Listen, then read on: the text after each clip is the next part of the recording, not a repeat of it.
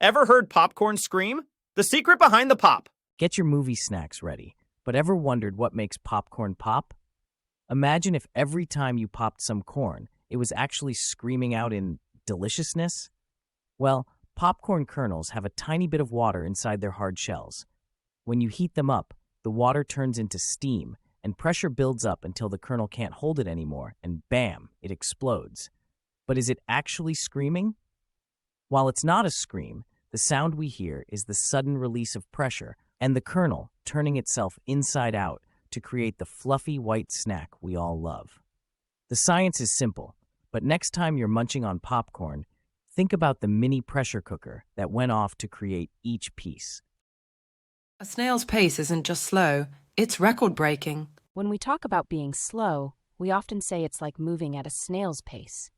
But did you know that snails are record holders in their own right? Yes, these tiny creatures are famous for being slow, but they have a surprising record, the slowest speed of any creature on Earth. Snails can move as slow as 0.03 miles per hour. At this speed, a snail would take about 33 hours to travel just 1 mile. That's slower than watching paint dry. What's more fascinating about snails is that they carry their homes on their backs and can sleep for up to 3 years if the weather isn't just right for them.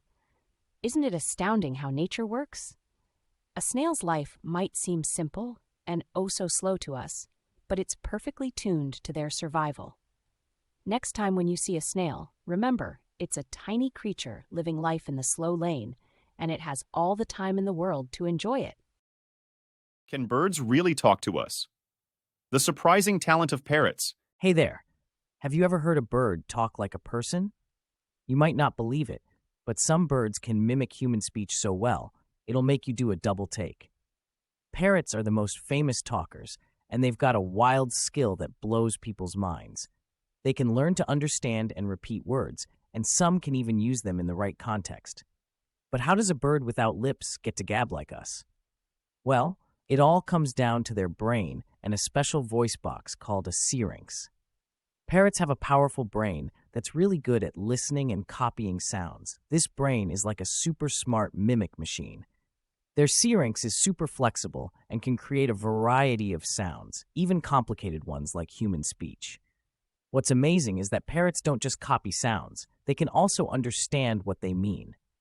Some smart parrots have been known to hold conversations, recognize objects by name, and even express their desires.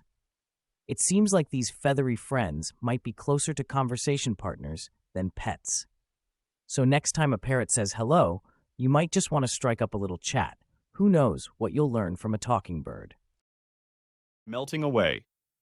Myths, the truth about chocolate's melting point. Ever held a piece of chocolate in your hand and watched it melt away? It feels like it's melting just for you, right? But did you know there's a scientific reason why chocolate melts so perfectly in your hand? It's not magic, it's science. Chocolate has a melting point that's just slightly below our body temperature, which means it starts to get all gooey and delicious at around 86 to 90 degrees Fahrenheit. Now here's where it gets really interesting. Chocolate is the only edible substance to melt around this temperature, making it uniquely suited to melt in your mouth, giving you that heavenly feeling. That's why when you eat it, it feels like it's instantly turning into this creamy paradise. So next time you pop a piece in your mouth, think about the cool science behind that melt-in-your-mouth moment. There you have it. One interesting fact that's not just sweet, but also pretty cool. Why can't we drink seawater? Unveiling ocean's thirsty secret? Imagine being surrounded by water and not being able to drink any of it. Sounds like a tricky situation, right? But that's exactly what happens when you're in the middle of the ocean. So what's the deal with seawater? Why can't we just gulp it down when we're thirsty? Let's dive into this salty dilemma. Seawater is filled with salt, way more than our bodies can handle. When we drink seawater, our bodies try to get rid of the extra salt, but it's a losing battle. In fact, we use more water to remove the salt than what we drank, and that means we actually get more dehydrated. Our kidneys are like, nope, this is too much salt for me to process. So they start to overwork, which is definitely not good for our health. It's like putting more water into a full tank. It just spills over and doesn't solve the problem. Fresh water, on the other hand, has just the right amount of salt for our bodies, so we can drink it without any issues. So next time you're at the beach, remember, as tempting as it might seem, drinking seawater is like pressing the thirst button instead of the refresh one. Can fire burn underwater? Discover the flame that defies the waves. You might think that water puts out fire, right? But buckle up, because you're in for a wild fact that flips that on its head.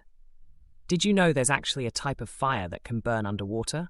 It's all thanks to a weird and wonderful chemical reaction.